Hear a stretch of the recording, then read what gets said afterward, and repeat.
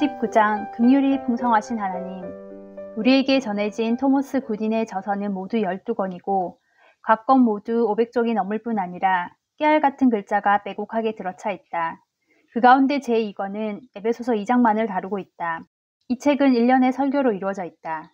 굿인은 서서히 진행해 나가다가 4절에 이르자 그 한 구절을 중심으로 여러 편의 설교를 전했다. 긍휼이 풍성하신 하나님이 우리를 사랑하신 그 큰 사랑을 인하여 1절부터 3절까지는 우리에게 구원이 필요한 이유를 설명한다. 우리는 영적으로 죽었었다. 5, 6절은 구원이 무엇인지를 밝힌다. 구원은 하나님이 우리를 다시 살리신 것이다. 그 중간에 있는 4절은 하나님이 우리를 구원하신 이유에 관해 말한다. 1에서 3절은 문제를 다루고 5, 6절은 해결책을 언급하며 4절은 하나님이 우리를 내버려 두지 않고 문제를 해결하려고 나서신 이유를 설명한다. 그 이유는 무엇일까? 그 이유는 하나님이 긍휼에 인색하지 않고 풍성하시기 때문이다.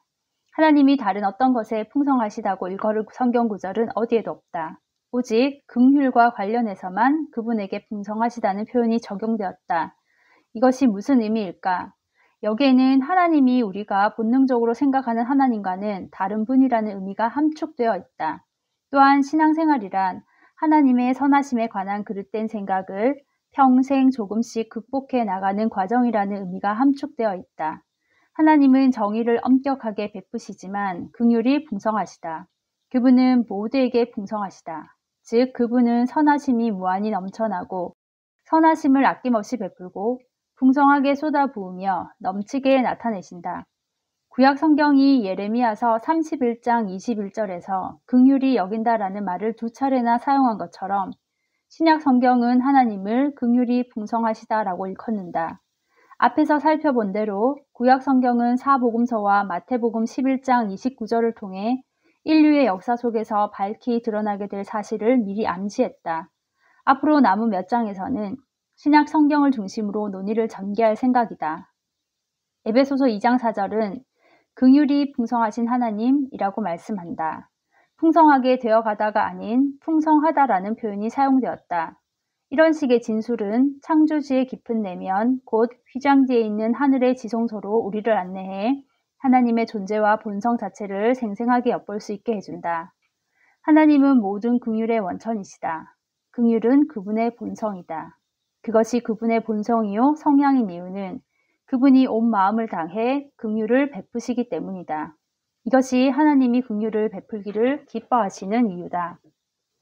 다윗도 하나님께 기도를 드리면서 그분이 자기의 뜻대로 자신에게 긍휼을 베푸셨다고 말했다. 하나님은 긍휼의 원천이시다. 그분은 긍휼이 무한히 풍성하시다. 우리가 평생 죄를 지으면서 그분의 긍휼을 받더라도 그것은 줄어들지 않고 더욱더 많아진다. 어떻게 그럴 수 있을까? 그 이유는 긍휼이 곧 그분의 실체이기 때문이다. 긍휼이 하나님의 깊은 본질과는 별개로서 그것이 하나님이 지니고 계신 무언가에 불과하다면 그분이 베푸는 긍휼의 양에는 한계가 있을 수밖에 없다. 그러나 하나님이 본질적으로 긍휼이 풍성하시다면 긍휼을 베푸는 것은 곧 그분의 실체에 의거하여 행동하시는 것이다. 그것은 단지 하나님의 하나님 되심이다. 하나님이 긍휼을 베푸시는 것은 자신의 본성에 일치하는 행동이다. 물론 다시 말하지만 하나님이 단지 긍휼만을 베푸시는 것은 아니다. 그분은 온전히 정의롭고 거룩하시다. 그분이 죄와 죄인들을 향해 진노하시는 것은 지극히 정당하다. 그러나 하나님에 관한 성경의 증언을 살펴보면 도덕적인 기준을 나타내는 그런 속성들은 그분의 가장 깊은 마음을 반영하지 않는다. 에베소서 본문은 긍휼이 풍성하신 하나님을 그분의 위대한 사랑과 결합시킨다. 긍휼이 풍성하신 하나님이 우리를 사랑하신 그 큰 사랑을 인하여 굿인은 이렇게 말했다. 가정이나 질문의 형식을 빌려 하나님께 그분의 백성 가운데 누군가를 버리거나 내치실 것인지 묻는다면 그분은 크게 분노하며 그 말을 단호히 물리치실 것이 틀림없다. 그분의 사랑은 지극히 크다. 하나님은 그분 안에 그런 생각이 있다는 것에 대해 극도로 혐오를 담아 말씀하신다. 하나님은 자기 백성을 너무나도 사랑하기 때문에 그와 반대되는 말을 단 한마디도 듣지 않으신다. 그렇다. 하나님의 사랑은 지극히 강하기 때문에 어떤 참소가 있더라도, 즉 죄나 마귀가 참소하더라도 하나님은 오히려 축복을 베푸신다.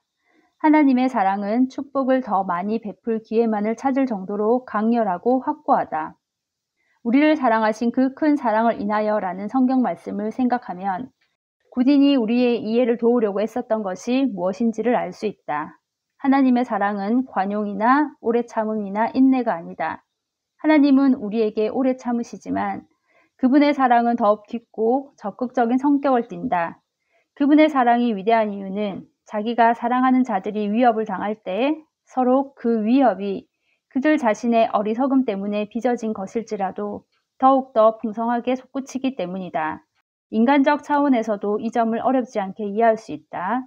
세상의 아버지도 자기 자녀가 비난을 받거나 고통받는 것을 보면 그런 비난과 고통이 아무리 정당한 것이라고 하더라도 마음속에서 사랑이 솟구치는 것을 느낀다. 그의 내면에서는 사랑이 새롭게 끓어오른다. 긍휼은 그런 사랑의 결과물이다. 구딘이 에베소서 2장 4절에 관한 설교를 통해 거듭 언급한 대로 하나님은 천하무적의 사랑으로 우리를 사랑하신다. 사랑이 솟아나면 긍휼이 흘러나온다. 위대한 사랑이 하나님의 마음을 가득 채우고 있고 풍성한 긍휼이 그분의 마음에서 흘러나온다.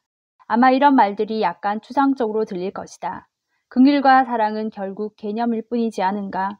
듣기에는 그럴듯하지만 무기력한 월요일, 실망스러운 수요일, 외로운 금요일, 지루한 일요일 아침을 보내는 우리에게 이것이 대체 무슨 의미가 있다는 말인가? 다음 두 가지 생각이 도움이 될 것이다. 하나는 그런 풍성한 긍휼의 필요성에 관한 것이고 다른 하나는 그런 풍성한 긍휼의 실제적인 구현에 관한 것이다. 먼저 풍성한 긍휼의 필요성부터 살펴보자. 에베소서 2장 4절은 단독으로 존재하지 않는다.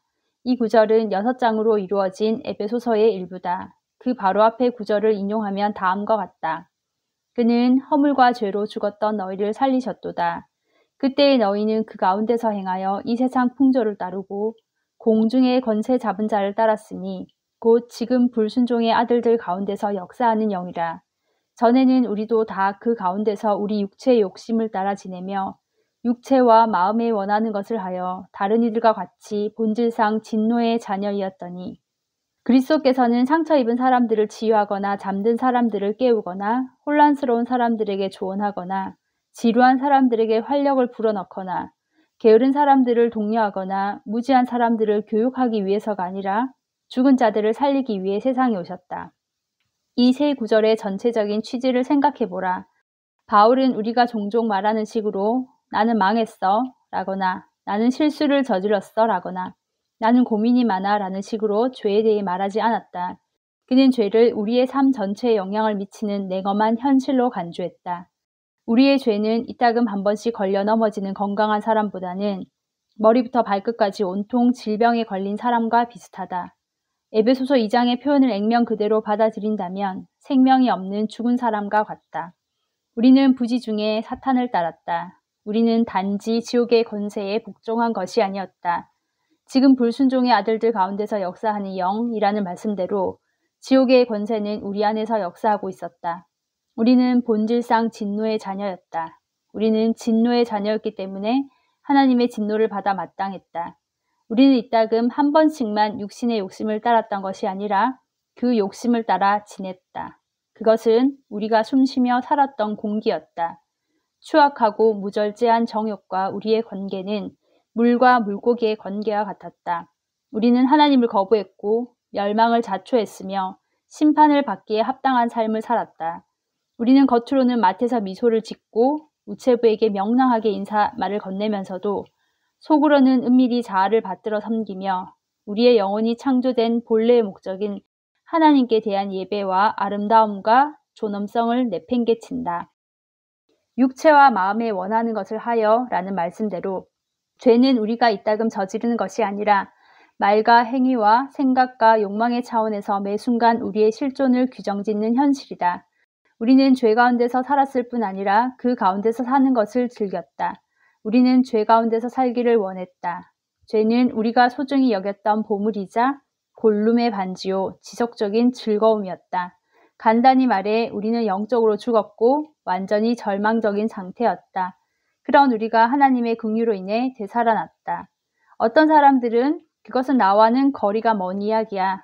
나는 법을 준수하는 가정에서 자랐고 교회에 다녔으며 점잖게 행동했고 경찰에 체포된 적도 없으며 이웃들도 예의 바르게 대했어 라고 말하는지도 모른다. 그러나 바울의 말에 주목하라.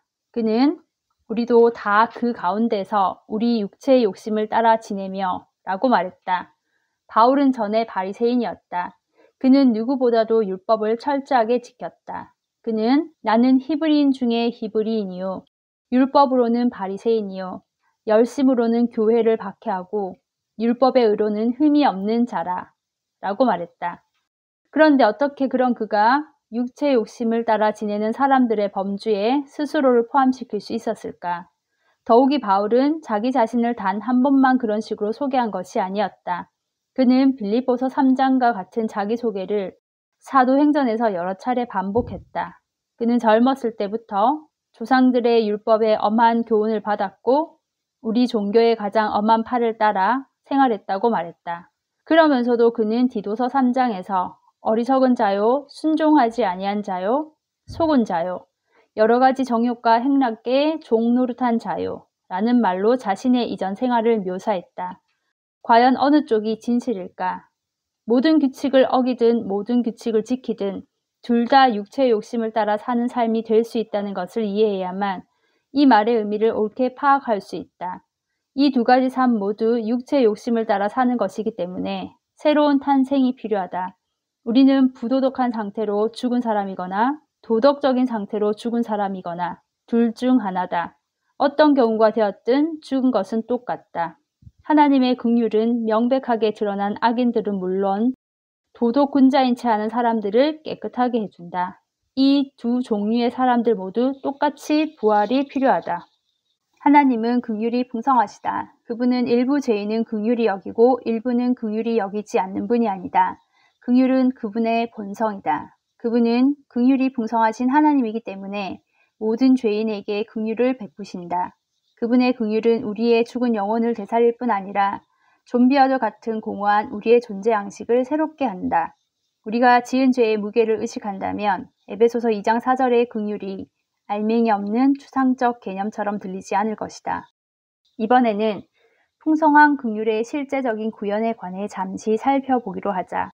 우리의 본성이 전적으로 부패했다는 것을 깨닫고 하나님의 마음에서 강수처럼 흘러나오는 긍휼이 인간의 형상을 취했다는 것을 이해하면 하나님의 풍성한 긍휼이 우리에게 현실이 되어 다가온다. 아마도 천상의 긍휼이라는 개념은 추상적으로 보일 것이다. 그러나 그 긍휼이 우리가 보고 듣고 만질 수 있는 것이 되었다면 어떨까? 그런 일이 성육신을 통해 이루어졌다. 바울은 그리스도의 구원하시는 나타내심에 관해 말하면서 모든 사람에게 하나님의 은혜가 나타났다고 말했다. 하나님의 은혜와 긍휼은 예수 그리스도와 밀접하게 관련되고 그분 안에서 나타난다. 그리스도의 나타나심에 관해 말하는 것은 곧 은혜의 나타남에 관해 말하는 것이다. 십스는 그리스도께서는 인간의 본성을 덧입은 순수한 은혜이시다 라고 말했다. 따라서 사복음서에 기록된 그리스도의 사역을 살펴보면 풍성한 긍휼이 어떤 것인지를 알 수 있다. 다시 말해 풍성한 긍휼이 어떤 식으로 말을 하고 죄인들과 고난받는 자들을 어떻게 대하는지를 알 수 있다. 예수님은 우리를 대신해 십자가에서 죽으심으로써 하나님이 긍휼이 풍성하시다는 사실을 입증해 보이셨고 그 긍휼을 얻어내셨다. 예수님은 하나님의 풍성한 긍휼이 어떤 것인지를 구체적으로 보여주셨다. 하나님의 사랑이 아무도 꺾을 수 없는 천하무적의 사랑인 이유는 그리스도께서 세상에 오셨기 때문이다. 바울은 에베소서 2장 6절에서 우리가 지금 그리스도와 함께 하늘에 앉아 있다고 말했다. 이것은 우리가 그리스도 안에 있는 한 우리도 그분처럼 천하무적이 된다는 뜻이다. 십스는 그리스도께서 자유로우신 것은 무엇이든 나도 그것으로부터 자유롭다. 지금 하늘에 계시는 그분을 해칠 수 있는 것이 아무것도 없는 것처럼 나를 해칠 수 있는 것도 아무것도 없다고 말했다. 만일 하나님이 우리를 다시 죽이고 풍성한 긍휼을 더 이상 베풀지 않으신다면 예수 그리스도께서도 하늘에서 다시 내려와 아리마대 요셉의 무덤 속에 들어가셔야 할 것이다. 그런 일은 절대 있을 수 없으니 우리는 절대적으로 안전하다. 각자의 삶에서 경험하는 하나님의 풍성한 긍휼을 생각해 보라. 하나님은 우리의 삶에 어설프게 관여하지 않으신다. 그분은 죽음을 물리치고 생명을 가져다 주신다. 하나님은 우리가 처음 회심할 때 단번에 그렇게 하실 뿐 아니라 그 후로도 우리의 죄와 어리석음에도 불구하고 계속해서 은혜를 베풀어 주신다. 구디는 우리는 부르심을 받은 이후에도 하나님의 분노를 자극하는 일들을 얼마나 많이 하는지 모른다. 모든 그리스도인이 다 그렇다. 그러나 우리가 구원받은 이유는 하나님의 사랑이 천하무적이기 때문이다. 그분의 사랑은 모든 어려움을 극복한다 라고 말했다. 당신의 삶을 되돌아보면 그리스도 안에 나타난 하나님의 긍휼이 당신을 거부했다고 밖에 달리 결론 지을 수 없는 것처럼 보일지도 모른다. 당신은 학대받고 오해받고 믿을 수 있는 유일한 사람이라고 생각했던 사람에게 배신당하고 버림받고 이용당했을 수도 있다. 죽을 때까지 사라지지 않을 고통을 겪고 있을 수도 있다. 그런 상황에서는 내 삶이 그리스도 안에 나타난 하나님의 긍휼을 보여주는 증거라면 그런 것은 없어도 상관없어 라는 생각이 들 수 있다. 그러나 당신의 삶은 당신을 향한 그리스도의 긍휼을 보여주는 증거가 아니다. 당신을 향한 그분의 긍휼을 보여주는 증거는 그분 자신의 삶이다. 그분은 당신을 대신해 학대받고 오해받고 배신당하고 영원히 버림받으셨다. 그리스도 안에 나타난 하나님의 풍성한 긍휼을 받아들이기가 어려운 이유는 다른 사람들이 당신에게 저지른 행위 때문이 아니라 단 한 번의 그릇된 결정으로 엄청난 실수를 저질렀거나 그릇된 작은 결정을 수천 번 반복함으로써 당신 스스로 당신의 삶을 파괴해버린 것 때문일 것이다. 만일 하나님의 긍휼을 헛되이 낭비했다면 스스로가 잘 알 것이다. 당신은 예수님이 자신의 긍휼을 헛되이 낭비한 사람들을 어떻게 대하시는지 아는가? 그분은 더 많은 긍휼을 쏟아부으신다. 하나님은 긍휼이 풍성하시다. 그것이 요점이다. 우리가 스스로 죄를 지어 불행해졌든 다른 사람들의 죄로 인해 고통을 겪든 성경은 하나님이 긍휼에 인색하지 않고 그것을 풍성히 베푸신다고 말씀한다. 그분은 긍휼을 아낌없이 넘치게 베푸신다. 하나님의 긍휼이 풍성하다는 것은 당신의 가장 큰 수치와 후회 때문에 하나님의 긍휼이 당신을 건너뛰고 지나치는 것이 아니라 오히려 그 때문에 하나님의 긍휼이 당신 위에 거한다는 뜻이다. 그것은 당신이 가장 움츠러들 때 하나님이 당신을 가장 꽉 안아주신다는 뜻이다. 그것은 그분의 긍휼이 우리의 긍휼과 달리 조심스럽거나 계산적이 아니라는 뜻이다. 하나님의 긍휼은 홍수처럼 아무런 제약도 받지 않고 거침없이 크고 넓게 흘러나온다. 그것은 하나님이 우리를 항상 따라다니는 수치로 인해 우리를 멀리하시지 않고 오히려 그 때문에 우리를 가장 열렬히 도와주고자 하신다는 뜻이다. 그것은 우리의 죄가 하나님의 사랑을 방해하는 장애물이 아니라는 뜻이다. 우리의 죄는 오히려 그분의 사랑이 더욱더 세차게 솟구쳐 오르게 만든다. 그것은 우리가 장차 하나님 앞에 서는 날에 조용하고 차분한 태도로 안도의 눈물을 흘리며 긍휼이 풍성한 그분의 마음을 편협한 시각으로 보았던 잘못을 깨닫고 깜짝 놀라게 될 것이라는 뜻이다.